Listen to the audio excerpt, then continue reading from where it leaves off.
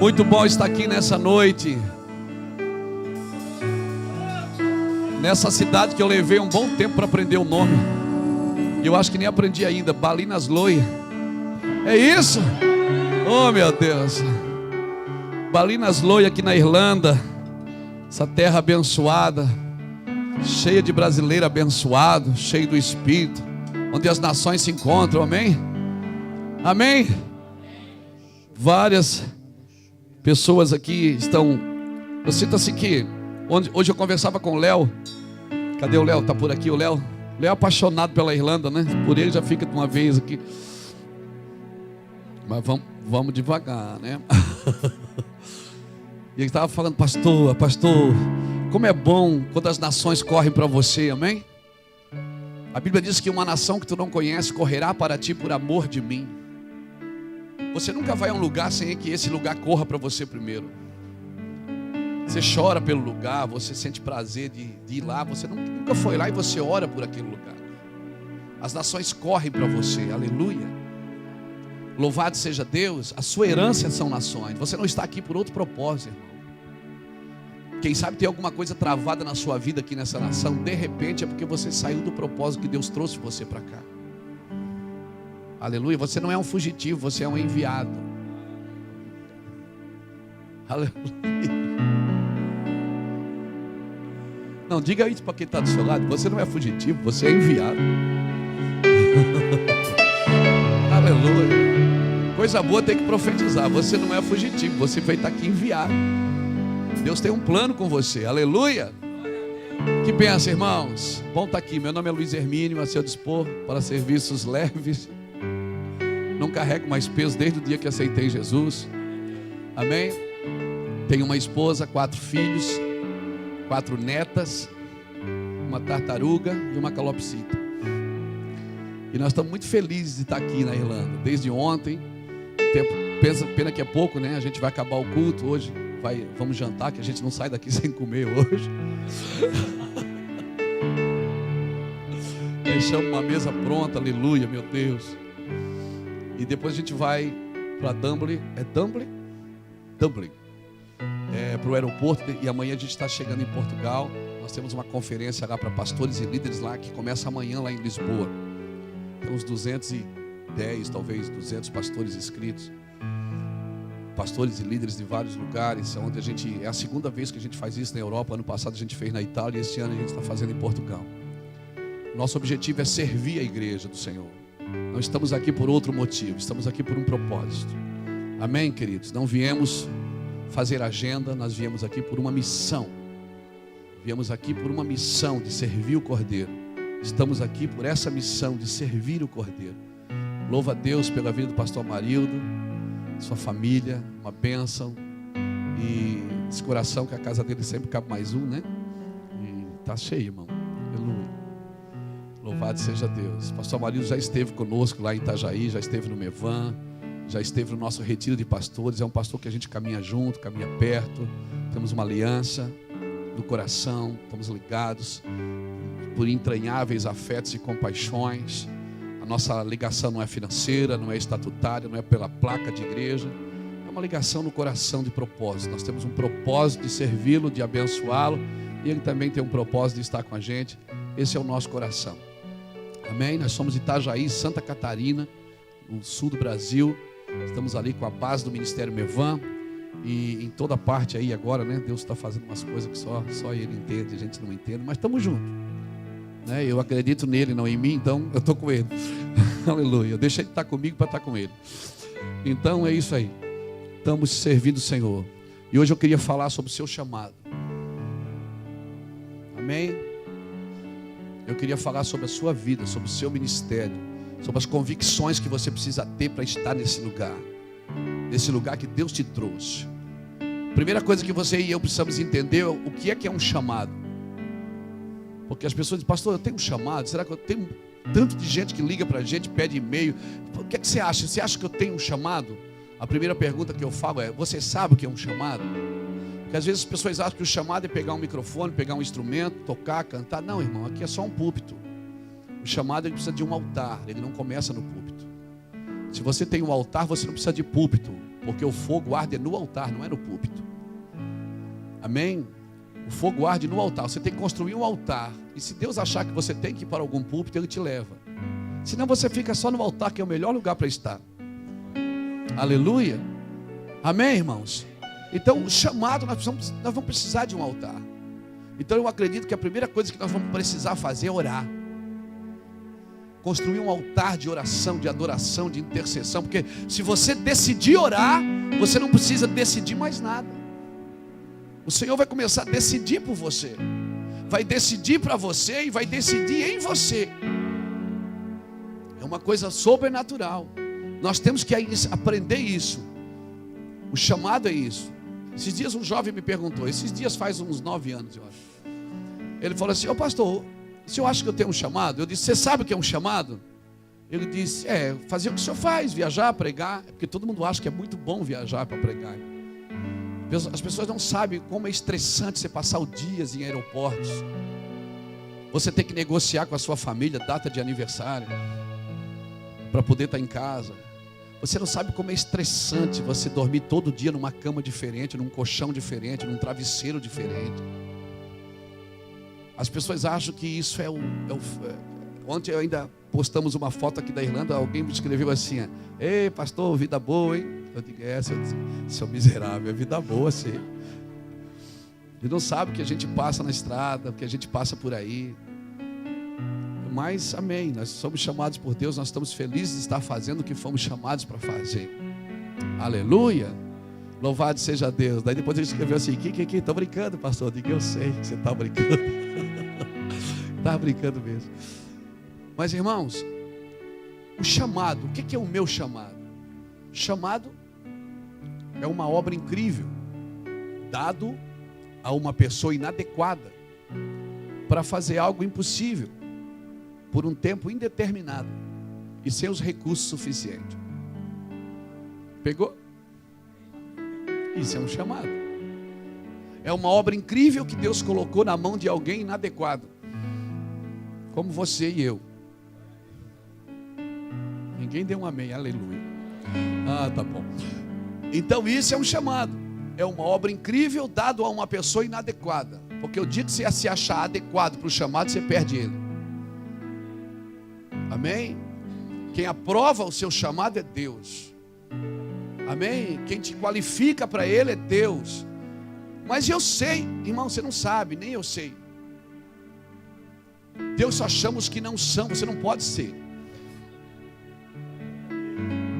Se você quer ser, Deus não pode chamar você. Eu não estou dizendo para você menosprezar o que Deus te deu, nem menosprezar o seu chamado.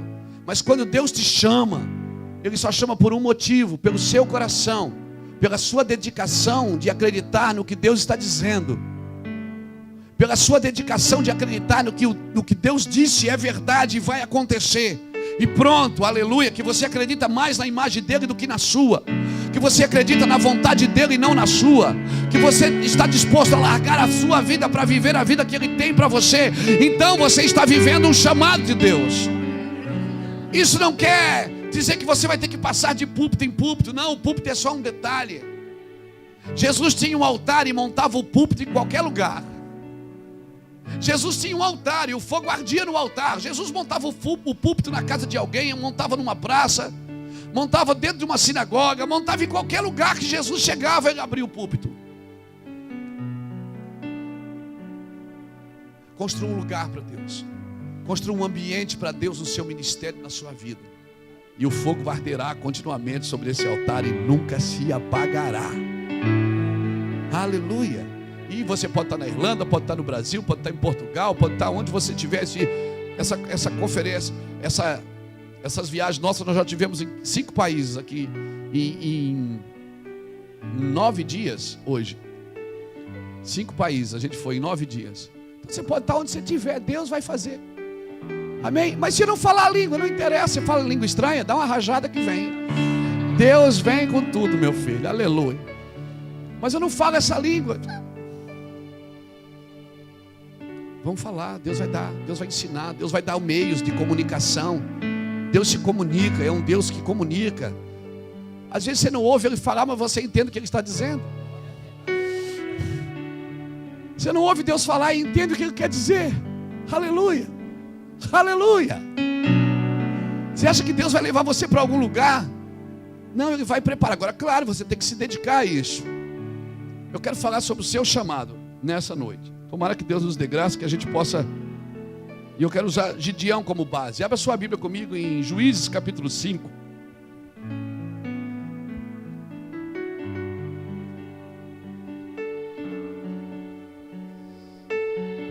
Xadrez está na moda aqui na Irlanda, não está, irmão? Sabe por que eu gosto de roupa xadrez? Que ela não aparece quando está amassada.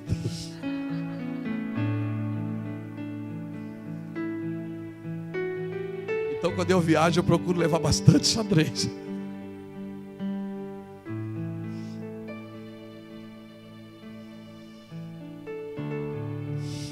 Glória a Jesus. Todo mundo já foi apresentado, então estou na bênção. Juízes capítulo 5, versículo 32. Algumas traduções não tem o versículo 32, tem só o 31. Não é erro bíblico, é só uma economia de versículo, tá, irmão? É que algumas traduções resolveram não botar o versículo 32, botaram o final do 31. Que está escrito assim: e a terra teve sossego por 40 anos. Está escrito assim? Agora o capítulo 6. Porém os filhos de Israel fizeram o que era mal aos olhos do Senhor, e o Senhor os entregou na mão dos midianitas por 7 anos. Por quantos anos? 7 anos. Prevalecendo o poder dos midianitas contra Israel, fizeram os filhos de Israel para si, por causa dos midianitas, as covas que estão nos montes, as cavernas e as fortalezas. Sempre que Israel semeava, subiam contra ele os midianitas e os amalequitas e também os filhos do Oriente. Contra eles se acampavam e destruíram o produto da terra até chegarem a Gaza, e não deixavam mantimento em Israel, nem ovelhas, nem bois, nem jumentos. Subiam com os seus rebanhos e tendas como um enxame de gafanhotos. Eram tão numerosos que não se podia contar, nem a eles nem os seus camelos entravam na terra apenas para destruir. Assim Israel se enfraqueceu tanto com a presença dos midianitas, que os filhos de Israel clamaram ao Senhor.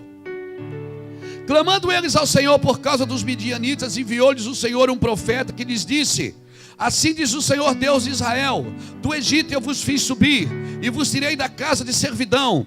Eu vos livrei da mão dos egípcios e da mão de todos os quantos vos oprimiam. Eu vos expulsei de diante de vós. Eu vos dei a sua terra. Eu vos disse: eu sou o Senhor vosso Deus. Não temais os deuses dos amorreus, em cuja terra habitais, mas não deste ouvido à minha voz. O anjo do Senhor veio e assentou-se debaixo do carvalho que está em Ofra, que pertencia a Joás, o ebiesrita, onde Gideão seu filho estava malhando trigo no lagar para esconder dos midianitas. Quando o anjo do Senhor apareceu a Gideão, lhes disse: o Senhor é contigo, homem valente. Fala isso para alguém que está do seu lado. O Senhor é contigo. Diga assim: se ninguém mais for contigo, o Senhor está contigo. Diga assim: meu irmão, se ninguém tiver contigo, pelo menos o Senhor está contigo. Aleluia. Irmãos, esse chamado aqui é incrível. E eu queria usar esse chamado para que você e eu entendêssemos, que você colocasse seu nome aqui nesse tema hoje. Assim é o homem que Deus usa.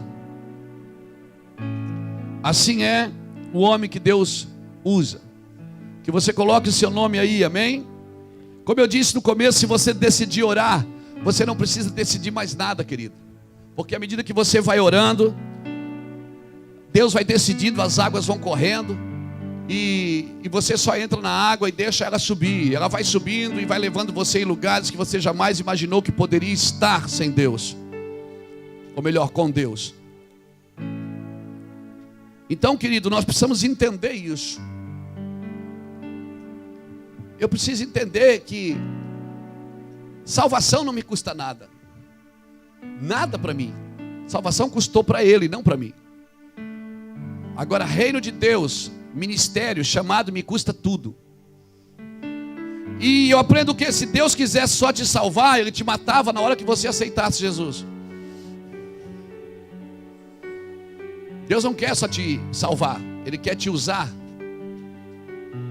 Ele quer multiplicar o evangelho da cruz através da sua vida. Deus não te salva só por te salvar. Salvação não é a melhor coisa, irmão. Salvação é o começo das coisas.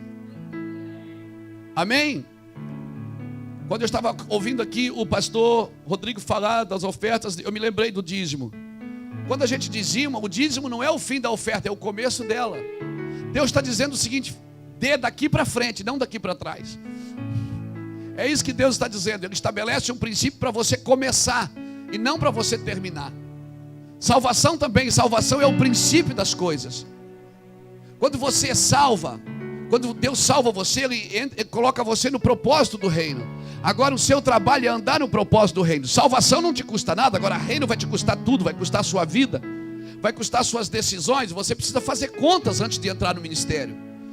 Você precisa fazer contas para saber quanto você vai gastar, porque isso vai custar a sua vida inteira. Vai custar seu tempo, vai custar seu hobby, vai custar coisas que você deseja muito, amém? Amém? Isso vai ter que ter uma inversão de valores no nosso espírito. Coisas que a gente valorizava muito, a gente vai deixar de valorizar. E coisas que a gente nunca valorizou, a gente vai começar a valorizar, aleluia. Tem coisas que parece que para nós vão perdendo valor. A impressão que dá é que a gente ficou até meio relaxado, mas não é. A gente só está com os valores corretos no céu.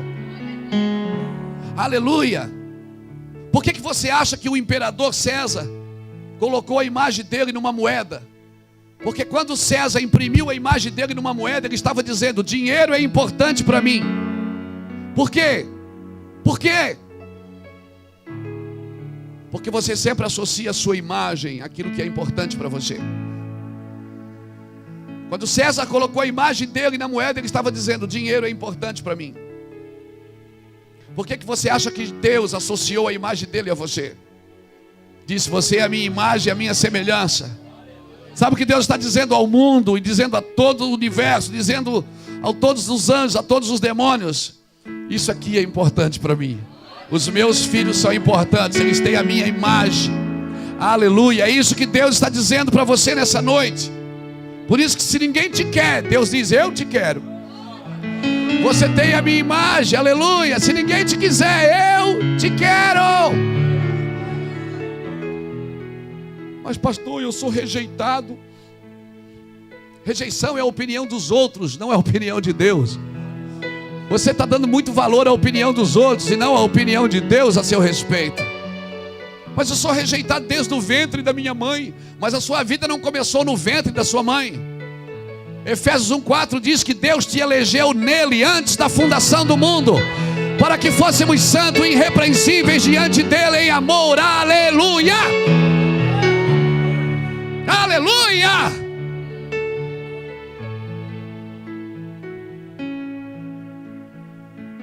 Por isso que Jesus pegou a moeda e disse: de quem é essa imagem? Era de César. Ele disse: então dá para ele. Você sempre vai terminar na mão da imagem que você representa.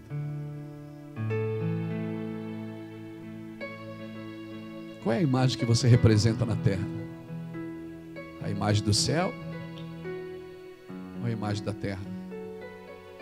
A imagem de Deus ou do diabo? Quando as pessoas veem em você, o que elas querem? O que elas têm vontade de querer? Elas querem as coisas dos céus ou querem as coisas da terra? Porque você pode dar muitas coisas para as pessoas na terra, sem que elas nunca vejam as coisas do céu fluindo na sua vida. Você é um cidadão celestial, querido. Você foi enviado. O céu não é seu destino, é a sua origem. Aleluia. Deus te tirou dele. Aleluia. Entenda isso, querido. Entenda o que é viver no propósito de Deus.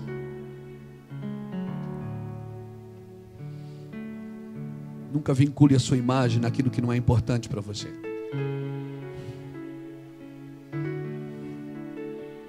Deus colocou a imagem dele em você para dizer uma coisa para o mundo: você é a coisa mais importante para mim.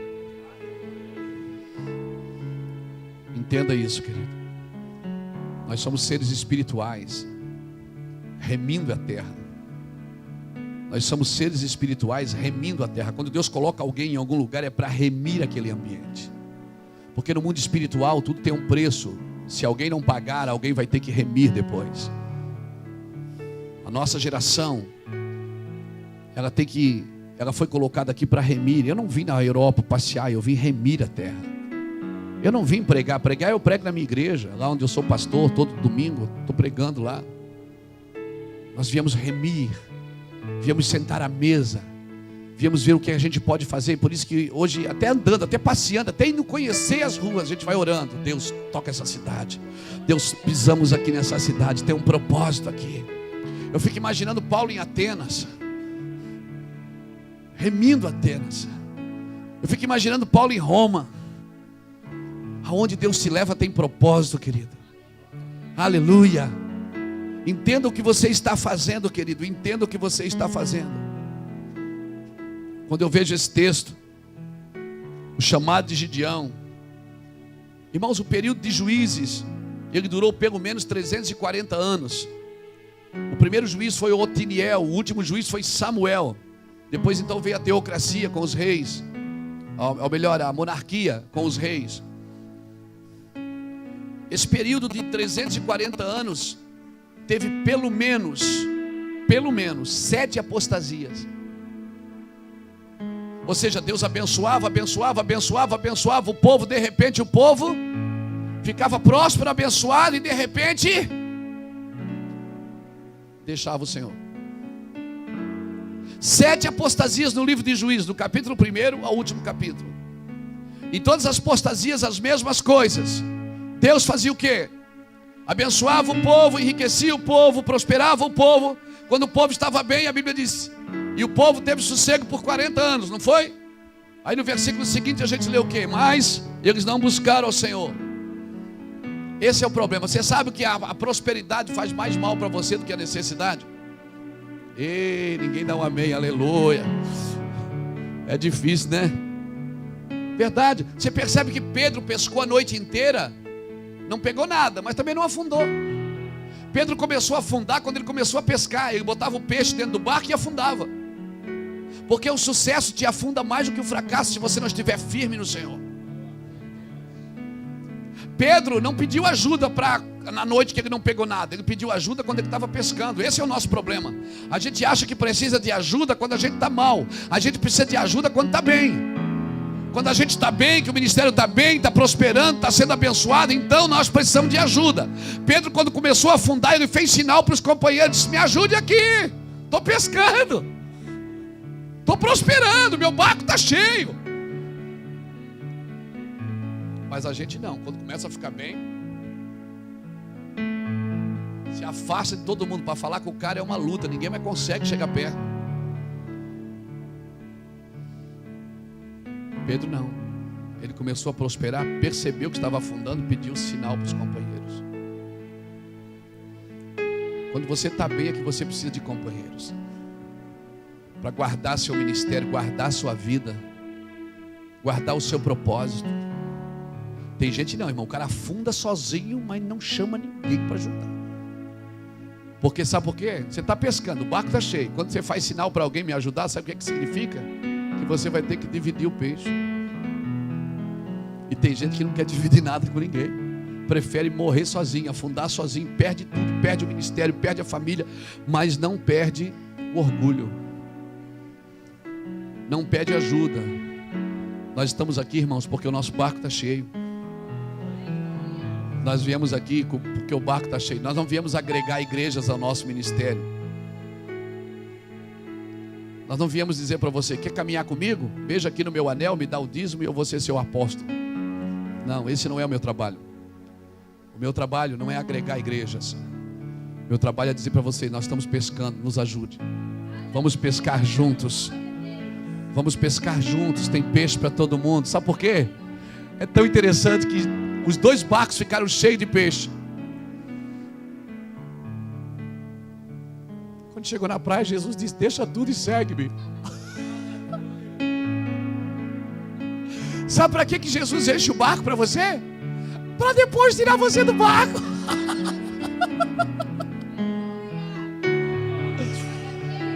Quando você começa a achar que tudo que está ao seu redor foi Deus, é seu, Deus vai lá e tira. Aleluia. Por isso não se prenda a nada que Deus colocou nas suas mãos. Melhor é estar com Ele, melhor é viver com Ele, melhor é dormir e acordar com Ele. Aleluia. É melhor. Isso é melhor. Entenda isso, querido. Então eles viveram um tempo de apostasia. Aí Deus fez o quê? O que é que Deus fez? Entregou ele na mão dos amalequitas, dos midianitas, por bem dizer. Os amalequitas participavam também. Deus entregou na mão dos midianitas. Os midianitas eram uma geração, era uma nação terrível, irmão. Eles vinham só na hora da colheita. E deixava o povo trabalhar, adquiria. Eles vinham na hora da colheita e tomavam a colheita. É aqueles demônios que ele não pode parar você, ele não consegue tirar você da presença de Deus, mas ele vem roubar o que você está fazendo. Ele vem roubar o que você está juntando, vem roubar a tua colheita. Nós estamos vivendo um tempo que vocês estão acompanhando aqui nos telejornais, um tempo terrível no Brasil. E todo mundo está na rua fazendo passeata, fora presidente, fora não sei o quê. Irmão, cada povo tem o presidente que merece. Eu acho que Deus entregou a gente na mão dos midianitas.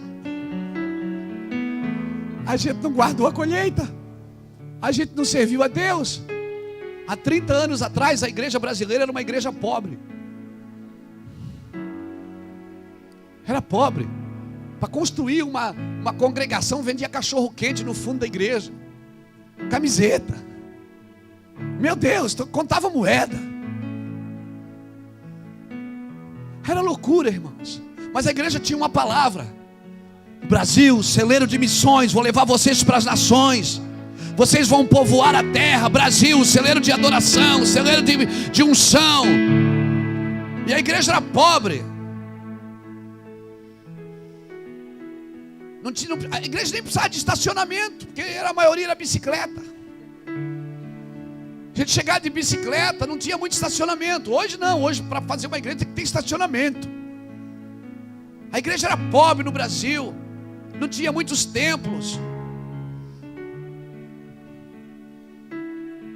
Hoje a igreja é rica no Brasil. O templo mais caro do mundo está lá na nossa nação. A igreja tem dinheiro lá. Tem até dinheiro no banco, guardando para o anticristo gastar quando chegar.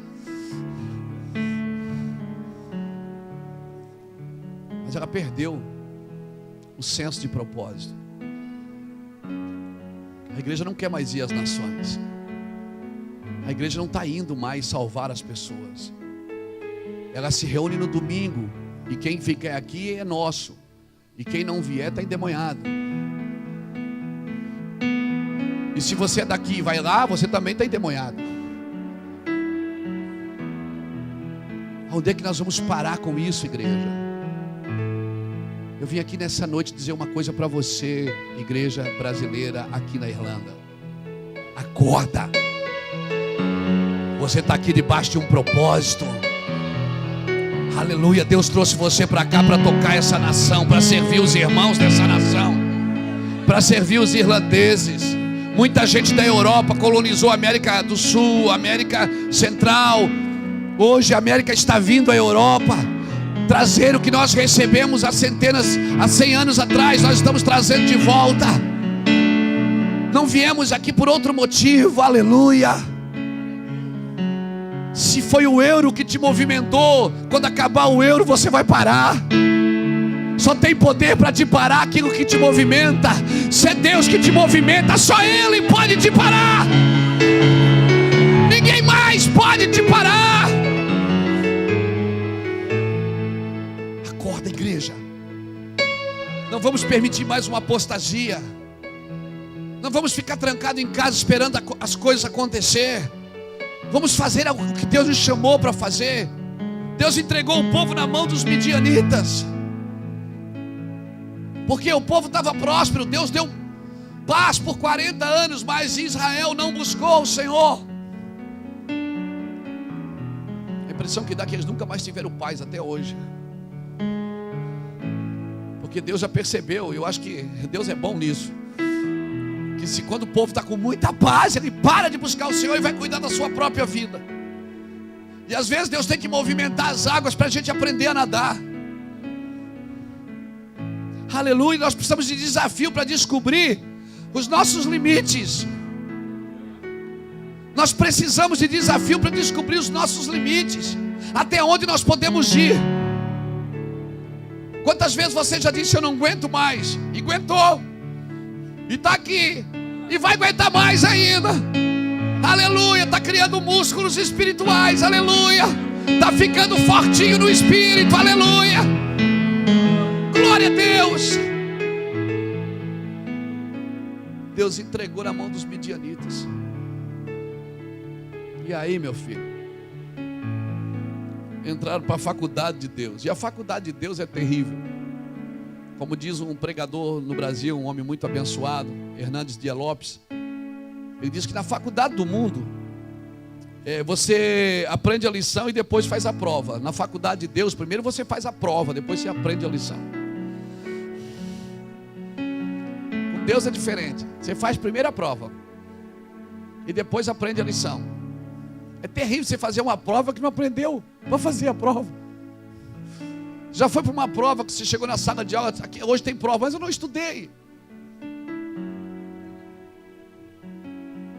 E o ruim é que tem gente que está fazendo a prova de novo, por alguns anos, a mesma prova. Reprovou ano passado, ano retrasado, e aí todo ano a gente tem que fazer a prova de novo. É ou não é, gente? Entenda isso, querido. Então o período de juízo foi um tempo de apostasia. Só que Deus entregou na mão dos midianitas. E aí Israel se enfraqueceu tanto. O que aconteceu? Que eles buscaram o Senhor. Voltaram para a casa do Pai. Eles se enfraqueceram tanto que eles voltaram assim. E Deus já estava com Gideão na manga já. Deus já tinha o seu homem guardado. Você já pode imaginar, irmão, se você pode imaginar na sua vida, você já parou para pensar isso, que você pode ser a resposta que uma nação está precisando, que uma cidade está precisando, que através de você, Deus vai ser Deus naquele povo. Eu sei que Jesus é a resposta, mas Deus, você pode ser o canal para essa resposta. Você parou para pensar que, meu Deus, que Deus está conduzindo você para um lugar, para você dar uma resposta para aquele lugar? E aí é que eu quero entrar com o seu chamado. Toda pessoa que tem chamado, primeiro ela vai ser profetizada. Deus não enviou Gideão, Ele enviou um profeta primeiro. Ele não foi chamar Gideão. Primeiro Ele enviou um profeta para corrigir o curso das pessoas. Ele disse para as pessoas assim: ó, eu vos abençoei, eu vos prosperei, eu vos dei vitória, mas vocês não buscaram ao Senhor. Irmão, sempre, todo mundo que está aqui porque foi profetizado. Todo homem que vai ser usado vai ser profetizado. Todo homem que vai ser usado vai ser profetizado. Eu estou aqui porque eu fui profetizado. Rafael está aqui porque profetizaram sobre a vida dele. Quando não é seus pais, quando não é seu cônjuge, quando não é sua família, sempre foi alguém que passou, o Melquisedeque, que passou na sua vida e te abençoou e profetizou na sua vida. Então todo mundo vai ser profetizado. Você é fruto da profecia. A igreja é profética. Não entenda isso. Por isso que a Bíblia diz que sem profecia o povo se corrompe. Nós somos proféticos. Nós não trabalhamos para o culto de domingo. Deus não é um Deus que vem no culto de domingo esperando o outro domingo para ser Deus de novo. Nós não podemos pensar no diabo a semana inteira e pensar em Deus no domingo. Deus trabalha para a eternidade. Ele não trabalha para um culto, para uma reunião. Às vezes a gente está na reunião e diz: o culto hoje estava pesado. Estava pesado porque você está pesado. Deus está leve sempre, irmão. Ele só pesa com o peso da sua glória. Quando Ele vem com o peso da sua glória, o cabode, então Ele é pesado. Ah, mas o culto hoje estava ruim. Porque você está ruim. Porque às vezes a maioria dos cultos é na alma, não é no espírito. A gente tem que sentir alguma coisa, porque se a gente não sentir, parece que Deus não veio. A presença de Deus você não sente, você conhece. Porque vai ter dias que você não vai sentir nada e Ele vai estar ali. E por que eu sei que Ele está ali? Porque Ele falou: eu estarei com você todos os dias da sua vida, até a consumação dos séculos. O problema é que nós queremos sentir a presença, e quando não estamos sentindo, achamos que Ele não está junto. Porque vivemos de sentimento, vivemos da alma, vivemos de emoções. Quando estamos alegres, ofertamos, abençoamos, aplaudimos e abraçamos os irmãos. Quando estamos tristes, emburramos e ninguém consegue tirar a gente da cadeira. E a gente diz: o culto hoje não foi bom. Não foi bom para você, que você está mal. Você quer viver na alma e quer que Deus sustente as suas emoções. Deus não, irmão. Deus quer matar você. Amém? Ele quer pegar a sua alma. Ele quer definhar a sua alma. É isso que Deus quer. Ele quer levantar o seu espírito, para que o seu espírito governe a sua vida. O espírito não vive de sentimento, ele vive de convicções. Ele não precisa sentir para saber, ele sabe para sentir. Aleluia. O espírito sabe aonde Deus está. Por isso nós temos que adorar no espírito. E em espírito e em verdade, porque no espírito nós nos encontramos. Nós somos um no espírito. Na alma não, porque quando eu sou na alma, se eu falar alguma coisa eu posso te ofender e você já fica de mal comigo. Na alma a gente não consegue ser um, mas no espírito a gente consegue. Porque o espírito clama o mesmo clamor: ah, papai. O espírito só tem um clamor: ah, papai. O espírito não defende os seus direitos, não defende as suas emoções. Quando você for discutir com a sua esposa, pergunta: vamos discutir na alma ou no espírito?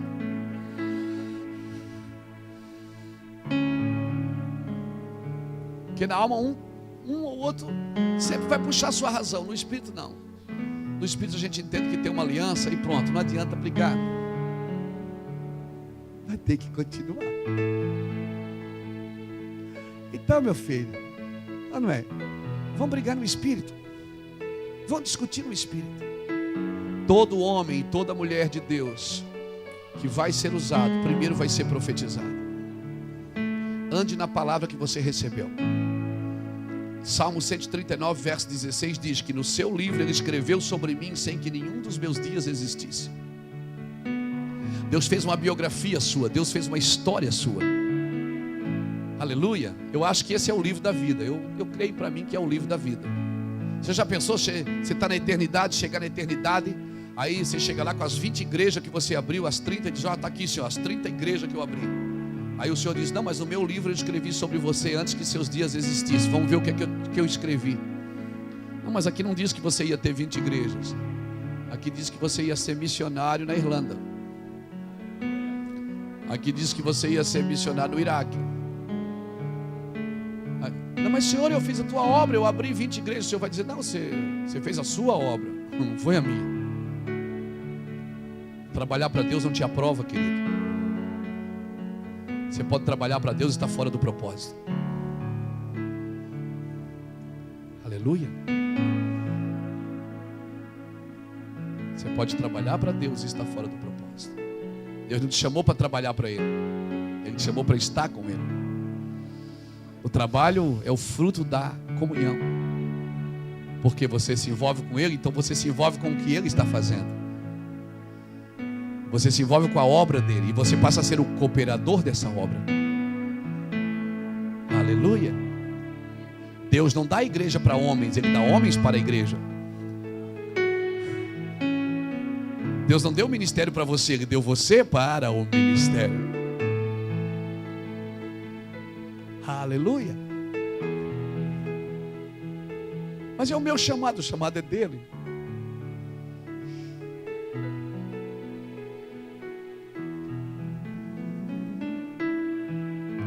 Tu és a minha rocha, a minha segurança. Meus lábios sempre te exaltarão. Aleluia.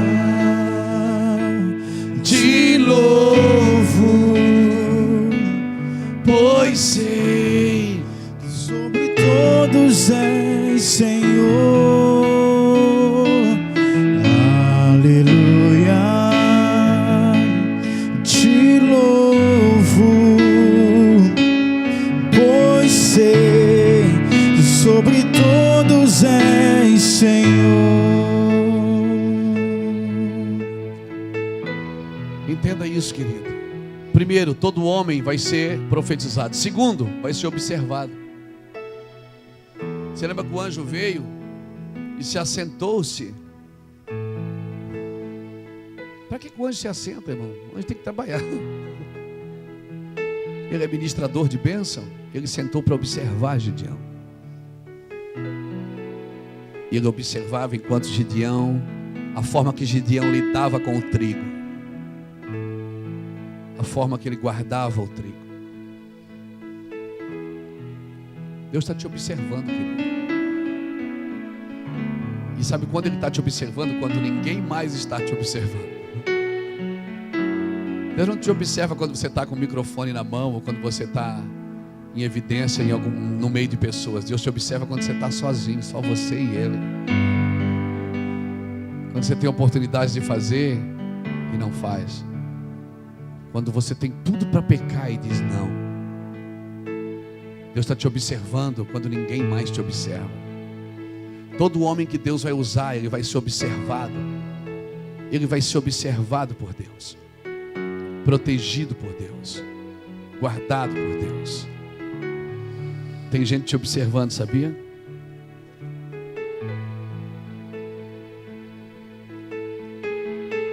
Não tem jeito para você, não tem saída. Davi dizia no Salmo 139: Senhor, para onde me irei do teu espírito?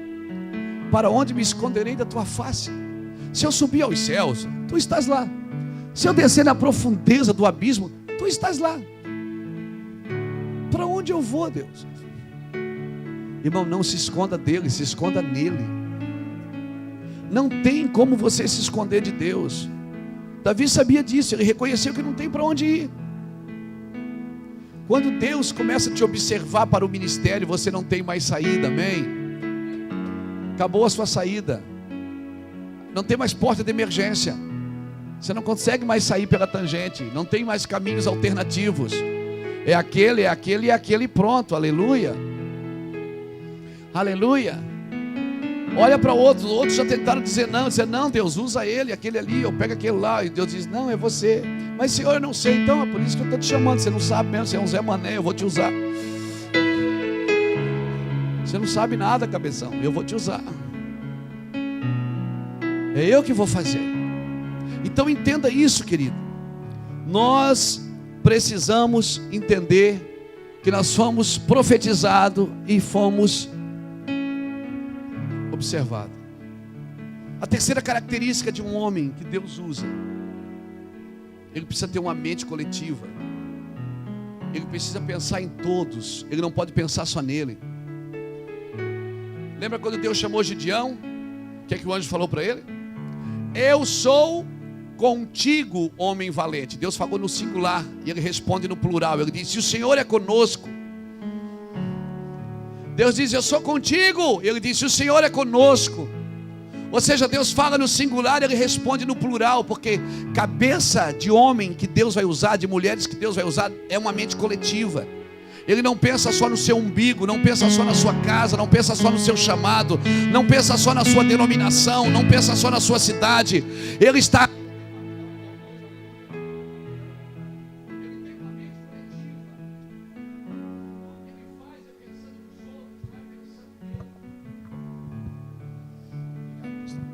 Tudo que ele faz é pensando nos outros, não é pensando nele, querido.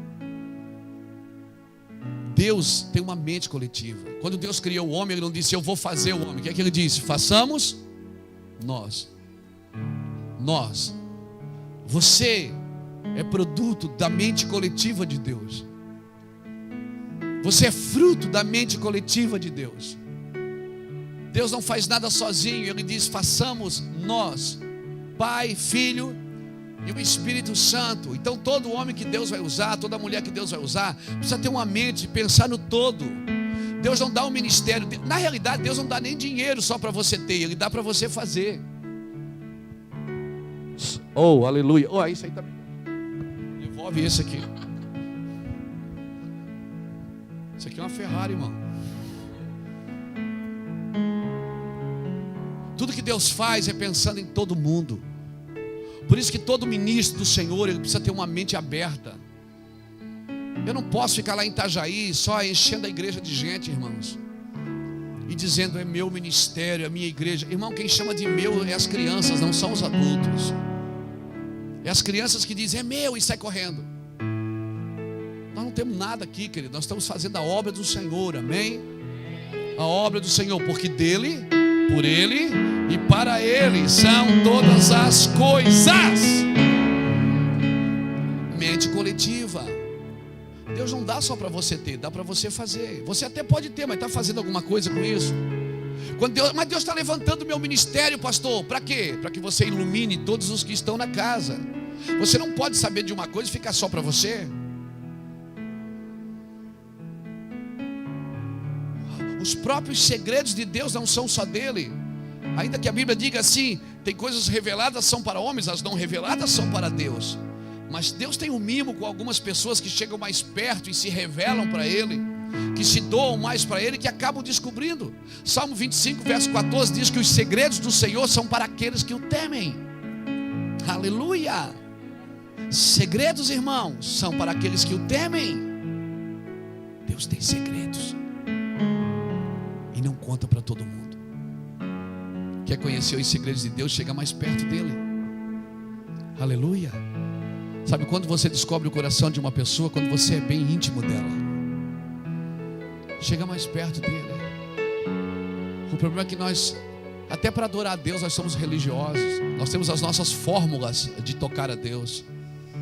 Às vezes a gente ouve uma música e diz, disso aí Deus não gosta. Quem é você para achar o que Deus gosta e o que Deus não gosta?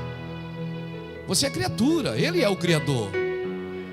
Você tem um ritmo de música para você, Ele não. Ele não deixou uma cartilha de adoração. Quer saber? Não é nem da música que Deus gosta, é de quem está cantando. Se Deus gosta daquele cara, Ele pode até cantar ciranda, cirandinha, vamos todos cirandar, vamos dar a meia volta. Deus gosta de você. Entenda isso. Mas nós criamos padrões. Não, Deus não. Disso aí você não se agrada, você não é Deus. Ainda bem. A gente cria padrões pra gente. A primeira revelação que você tem que ter de Deus é que Ele não é homem. Então Ele não pensa como você, não pensa como eu. Deus não é homem para que minta, nem filho do homem para que se arrependa. Então Deus não pensa como a gente. Então a nossa mente medíocre, que só é, segundo a ciência, é usada de 8, 7 a 8%, algumas chegam até 10 a 11%.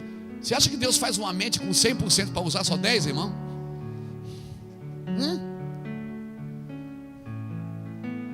Não. Claro que não. Nós perdemos isso no Éden.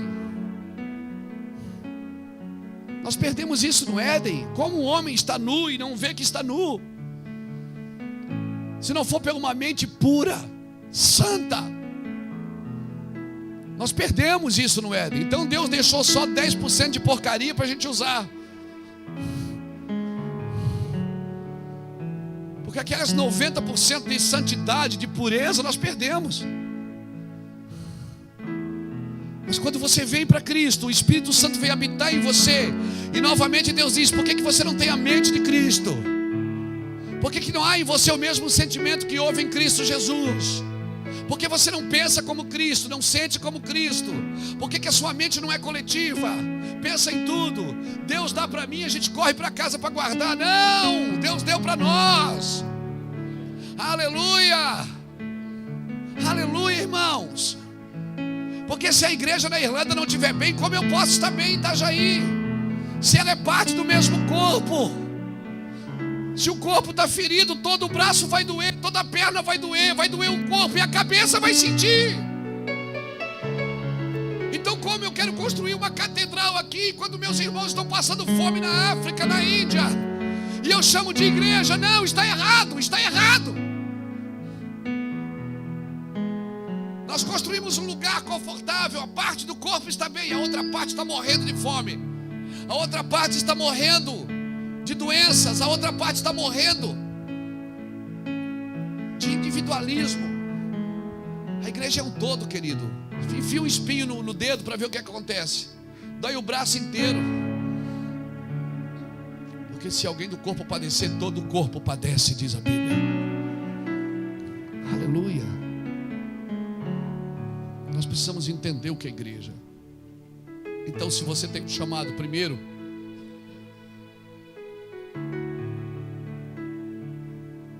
você foi profetizado. Segundo, você foi observado. Terceiro, você precisa ter uma mente coletiva. Você precisa pensar em todo mundo. Meu Deus. A Bíblia diz, a Bíblia é clara: granjeie amigo com a riqueza da injustiça. Ainda diz que os filhos das trevas são mais prudentes que os da luz. Eles fazem isso. Granjeie amigo com a riqueza da injustiça, porque quando o que é a riqueza da injustiça? É dinheiro. Quando isso aqui faltar, eles te receberão nos tabernáculos eternos. A quarta característica que um homem precisa ter, que Deus usa, o que é que Deus falou para Gideão? Juízes 6:25, não precisa ler, eu vou dizer para você. Ele diz: pega o segundo boi do teu pai, vai lá e derruba os altares da casa do teu pai. Você quer derrubar o altar lá fora? Você tem que derrubar o altar daqui dentro primeiro. Você quer ter autoridade num púlpito? Você tem que ter autoridade em casa. Você quer ter autoridade num ambiente? Você tem que derrubar os altares aqui da casa do seu pai, os altares que foram construídos em você. Altares que não glorificam a Deus, evidentemente. Com que autoridade eu vou ter de expulsar demônio lá fora, se eu não estou conseguindo expulsar nem os demônios que me atribulam? Derrube os altares, irmãos, que não foi Deus que edificou. Derrube as manias que você carrega, as coisas, as heranças de imoralidades que herdamos, as heranças. Todos os dias eu tenho um trabalho, é entrar no mundo espiritual e dizer: Satanás, eu quero o que a minha família gastou com imoralidade. Eu vim buscar. Jesus, quando ressuscitou, ele não foi para o céu primeiro, ele não subiu ao céu, ele desceu ao inferno, ele foi pegar o que era dele. Foi tirar da mão do diabo a chave da morte e do inferno. É isso que nós fazemos. Se você tem uma cruz e você está morrendo nela, significa que você vai ressuscitar. Assim que você ressuscitar para uma nova vida, desça e diga: Satanás, me dá o que é meu. Eu quero o que é meu, que a minha família gastou com você. Tudo que está na sua mão, toda maldição. Tira um pouco do estridente aqui, irmão. O outro já arrumou? Aleluia, ficou bom. Beleza. Desça lá. Não pense que você vai ser, mas eu quero o reino de Deus. Não pense que você vai se influenciar com o reino de Deus sem se influenciar com o reino das trevas. Não pense que você vai só ter manifestações no reino de Deus sem conhecer o reino das trevas. Você vai ter que conhecer o reino das trevas, querido. Você vai ter que descer lá e tomar a chave, tomar as armas que o diabo tem contra a sua família. Você já viu aquela família assim que o vô morre de câncer, o pai morre de câncer, o filho morre de câncer? Já viu isso? Você acha que isso é o quê? É uma maldição. Já viu que o pai é viciado, o vô era viciado, o filho é viciado, o neto é viciado? O que acontece? Vai lá, tem uma chave, tem uma janela aberta, tem que ser fechada. Por isso que você é um remidor. Se você é um remidor, morreu na cruz, ressuscitou, desce lá e diz: daqui, Satanás, eu sou o remidor. Daqui para frente não vai mais ter maldição na minha casa.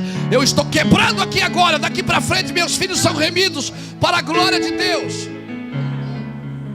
Como Gideão ia ter autoridade para expulsar os medianitas sem expulsar primeiro os demônios que estavam na casa dele?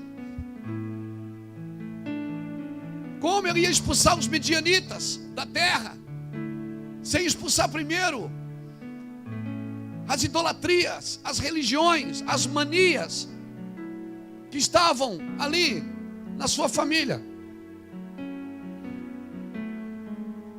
Não, nós precisamos derrubar primeiro o que nós carregamos, irmãos. Outra característica de um homem que Deus usa: ele não dá o que ele pede, ele não dá o que ele quer. Como disse o pastor Rodrigo aqui na hora da oferta, no ponto de vista dele, ele dava presente tudo vermelho, porque ele gostava de vermelho. Adoração não é o que você acha que Deus gosta. Adoração é o que Deus realmente quer receber de você, o que Ele merece receber. Amém? Às vezes a gente diz assim: ô irmão, hoje eu quero cantar um hino, eu não ensaiei, mas é para o Senhor. É para o Senhor que você tem que ensaiar, meu filho. É para o Senhor que você tem que dar o melhor. É para o Senhor: ô irmão, hoje eu nem peguei a Bíblia, mas eu quero deixar uma palavrinha. Não vem com palavrinha para cá não. Você tem que dar um palavrão aqui hoje. Amém? Essas mediocridades para o Senhor não servem. Essa falsa humildade não serve. Não, eu estou aqui porque eu vim de longe, eu vim servir a Deus, e eu vou pregar o Evangelho, e Deus vai dar vitória, aleluia. Não por mim, mas por Ele. Nós temos que entrar num lugar de entendimento. Você não tem que sair desse culto hoje gostando de mim. Você tem que não gostar de você. Avivamento não é quando você sai alegre com o pregador, é quando você sai triste com você mesmo.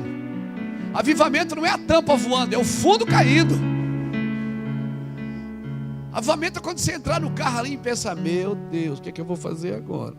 Isso é um avivamento. Deus causou uma crise na gente, porque as crises fazem a gente pensar, faz a gente raciocinar, faz a gente reavaliar. Meu trabalho é causar crise. Eu vim aqui causar uma crise em você, irmão. E eu já vou embora hoje, para amanhã nem ter tempo de conversar. Meu trabalho é virar a chave e ir embora. Tá, tem que deixar você atribulado em casa. Meu Deus, e agora? Agora você está lascado, irmão. Agora, porque tem coisas que a sua consciência condena e você continua fazendo. Mas ela condena. Condena ou não condena? Não fala, pelo amor de Deus, não fala. Mas ela condena. E não adianta, se você mentir para a sua consciência, ela vai mentir para você. Tem coisas, irmão, que nem a gente acredita mais, mas a gente é tão sistemático e religioso que a gente faz porque vê todo mundo fazendo, vou fazer também. Não faça mais nada, porque a sua consciência, se ela está dizendo não faça isso, aí você tem medo do novo. Não, eu não vou fazer não, porque se eu fizer isso, o povo vai embora. Deixa o povo embora. Mas é a igreja. Igreja, culto não é para pessoas. Você faz culto para Deus, não é para pessoas. Aleluia. Uma vez uma irmã lá na igreja falou: pastor, por que você não canta aquelas músicas que eu gosto? Eu digo: porque eu não canto para a senhora, eu canto para Jesus. A senhora quer música bonita, compra um CD e põe na sua casa, querida. Meu bem, nós estamos tão mal acostumados que a gente acha que o culto é nosso.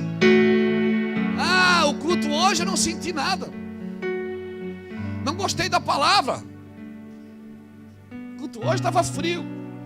A gente acha que o culto é nosso, porque a gente vem, senta e espera que aqui da frente surge um super-homem, boa noite, que vai dar destino para a minha vida e vai mudar o meu ser. Não, querido, não espere nada do púlpito.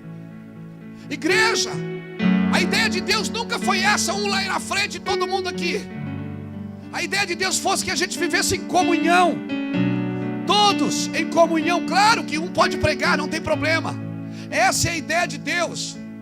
Quando Deus desceu no Sinai em Êxodo 19, foi isso que Ele pediu. Ele disse: eu vou estar no vosso meio e serei o vosso Deus, e vocês serão a minha propriedade peculiar. Deus disse: eu vou descer, se prepare porque eu vou descer. No terceiro dia Deus desceu, clangor de buzina, o monte tremeu, fumegou, todo mundo saiu correndo. E o povo dizia: fala tu, Moisés, e ouviremos, mas não fale Deus, para que não morramos. E Moisés disse: calma, gente, Deus está descendo. Ele disse: não, nós não queremos ouvir Deus, a gente vai morrer. Fala tu, Moisés. Fala tu, Moisés. Até hoje a gente quer: fala tu, Moisés, mas não fale Deus, para que não morramos. E é exatamente isso que acontece quando Deus fala no meio da congregação. Ele mata o pecado. Por isso que sem profecia o povo se corrompe. Por isso que a gente continua preferindo as mensagens preparadas para manter a igreja no mesmo lugar. sem vida, sem missões, sem desafios, sem confrontos. E nós vamos ficando felizes para sempre na mesma cadeira, vivendo o mundo encantado de Oz. Alice no País das Maravilhas. Não, irmãos, igreja não é isso. Igreja, quando eu embarcar no carro agora, angustiado, dizendo: Deus, por favor, muda alguma coisa na minha vida. Tira de dentro de mim esse homem acomodado, essa mulher acomodada. Tira de dentro de mim essa pessoa sem vida, Senhor. Eu quero ser um crente fogaréu, Senhor. Eu quero queimar, eu vim aqui queimar nessa nação. Eu quero ver jovens transformados, eu quero ver casamentos restaurados, eu quero ver pessoas livres, Senhor, por causa da minha palavra. Senhor, me liberta, me transforma. Meu Deus, há poder no sangue de Jesus. Isso para mim é igreja. Quando a gente é desafiado, quando Deus pega a gente por dentro, quando não tem um pregador fazendo massagem no ego da gente para manter a gente sentado na cadeira e dizimando. Por isso que eu não vou a lugar nenhum por dinheiro, irmãos. Por isso que quando eu vou em algum lugar, eu mesmo compro a minha passagem, para não comprometer o que eu falo. Eu vim aqui por causa de você, não pelo que você tem no bolso. Eu não vim aqui pelo seu dinheiro, eu vim aqui pela sua vida. Deus tem um propósito com você nessa nação. Deus tem coisas sobrenaturais para fazer na sua vida. Mas por favor, chuta a cadeira nessa noite, porque ela não é o seu limite nessa nação. Aleluia! Deus te chamou para ser igreja, não só para ir à igreja. Deus, quando pediu para Gideão o sacrifício, ele disse: me dá o segundo boi do teu pai, aquele que tem 7 anos. Quantos anos o boi tinha? Por que o boi tem 7 anos? Porque eles estavam na mão do Medianitas por 7 anos. Pegou? Quando Deus entregou na mão dos Medianitas, o boi já nasceu para o sacrifício, irmão. É por isso que o cordeiro foi imolado antes da fundação do mundo. Aleluia! Deus já tinha o cordeiro pronto antes de acontecer tudo, porque Ele é onisciente, Ele sabe tudo que vai acontecer. O cordeiro já foi imolado na eternidade. Ele foi imolado na eternidade porque Deus já sabia o que ia acontecer. Quando Deus entregou ele na mão dos Medianitas por 7 anos, nasceu o boi. Deus disse: sabe o que Deus está dizendo? O seu sacrifício tem que ser do tamanho do seu pecado. O seu arrependimento tem que ser tão extravagante quanto foi o seu pecado.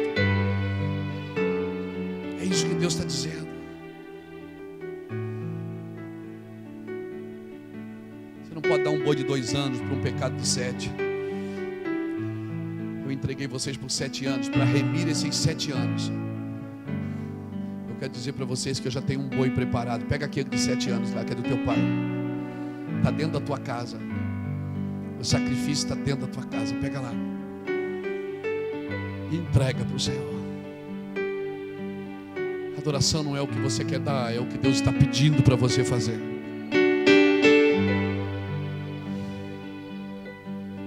Adoração é o que Deus está pedindo.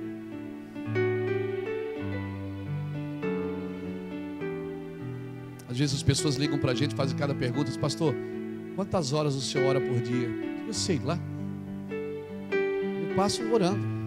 Então, mas a hora que você entra na presença de Deus, eu digo: não precisa entrar, Ele já está aqui o dia todo dia. É eu que preciso sair da presença do mundo. O Deus está comigo o tempo inteiro. Por que nós achamos que só sentimos a presença de Deus na igreja? Deixa eu falar algo para você. Eu não vim aqui adorar Deus, eu vim adorando. Uma vida de adoração. Quando você está tomando banho, você está adorando. Quando você está falando, você está adorando. Quando você está sozinho, você está adorando. Sua vida é um altar. O fogo não arde quando você quer, ele arde continuamente. Aleluia. Outro requisito, outra característica de um homem, eu já vou terminar, de um homem que Deus usa. Você precisa entender que sempre que você provar a Deus, Deus vai provar você. Gideão, Deus falou: Gideão, eu vou te usar. Gideão disse: Senhor, eu queria fazer uma prova contigo. Eu vou botar esse novelo de lã aqui. Eu queria que tudo ficasse seco e o novelo molhado. Deus disse: tá ok, vamos fazer. No outro dia estava tudo seco e o novelo molhado. Gideão disse: Senhor, só mais uma vez, não te ire com o teu servo. Agora eu queria que tudo ficasse molhado e o novelo seco. Gideão quis dificultar para Deus. Eles vão ver se o senhor é bom de milagre mesmo. Agora eu quero ao contrário. No outro dia estava tudo molhado e o novelo seco. Aí Gideão olha para aqueles 32 mil homens e diz: vamos embora, gente, agora eu sei que o Senhor é comigo. Aí Deus disse: agora é minha vez de te provar. Tem muita gente com você, Gideão. Mas Senhor, tem muita gente. E sem contar que o exército dos medianitas já era pelo menos umas 3 vezes maior. Ele disse: tem muita gente. Manda os covardes embora. Foi 22 mil, ficou só 10. Gideão olha para os 10 e diz: vamos com os 10 mesmo, gente. Vamos embora, glória a Deus, aleluia, Deus está conosco. Deus disse: espera aí, você me provou 2 vezes, vamos ver. Ainda tem muita gente com você. Sabe o que eu quero dizer com isso? Toda vez que você fizer prova de Deus, Deus vai fazer prova de você. Quer um conselho de amigo? Acredita na primeira, irmão. Por mais louco que seja a proposta, quando ele der a primeira, você diz: aleluia, se joga no chão, diz: é verdade, pai, vai na hora. Mas pastor, a Bíblia diz: fazei prova de mim. Irmão, deixa isso para os incrédulos. Deixa isso para quem não conhece Jesus. Deixa isso para quem não vive com Ele, para quem nunca cheirou Ele, nunca esteve com Ele.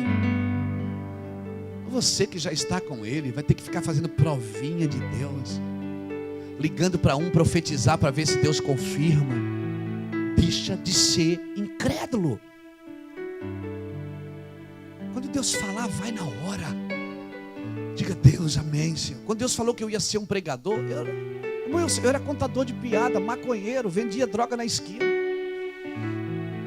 Deus falou: eu vou te usar. Eu acreditei.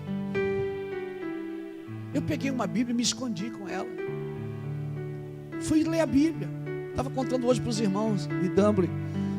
Eu li a Bíblia toda em 3 meses. Em 5 meses eu li 2 vezes. Fiquei doido. Só não rasguei dinheiro e belisquei poste. O resto eu fiz de tudo. Entrava dentro do ônibus e gritava: ei! Todo mundo olhava e dizia: Jesus ama vocês. Saí correndo. Eu estava pirado ao ponto da minha família fazer uma reunião para dizer assim: Luiz, meu filho, você precisa arrumar um emprego. E a minha esposa dizia assim: o Luiz já está trabalhando. Ele trabalha para o Senhor.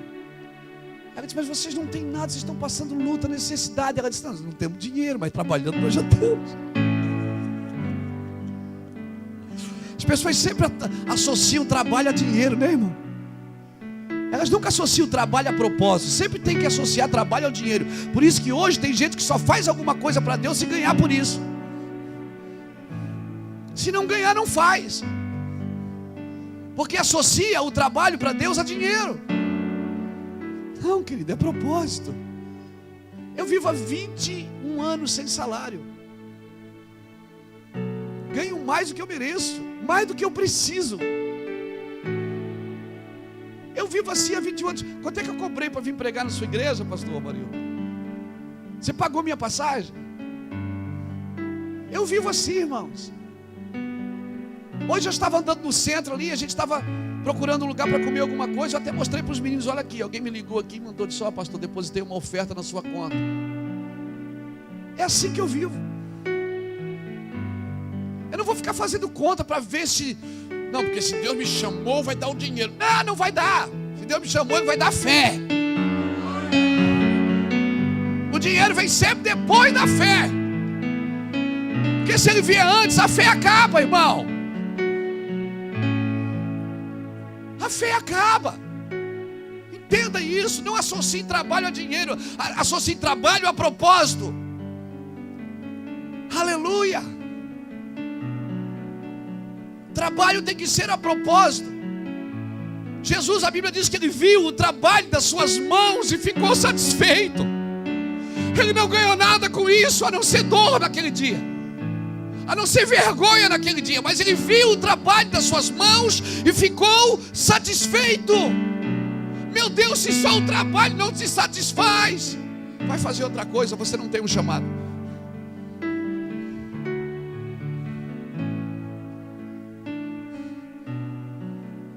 Alguém dá um amém, por favor?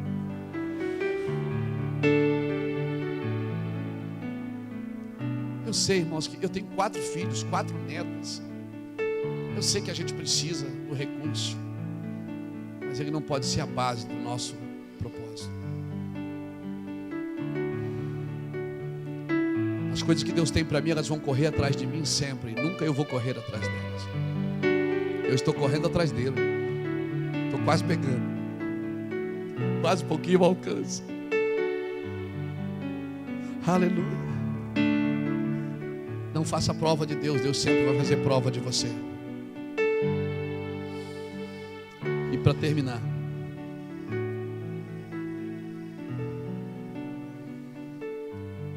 quando Gideão pegou aqueles 300 homens e foi,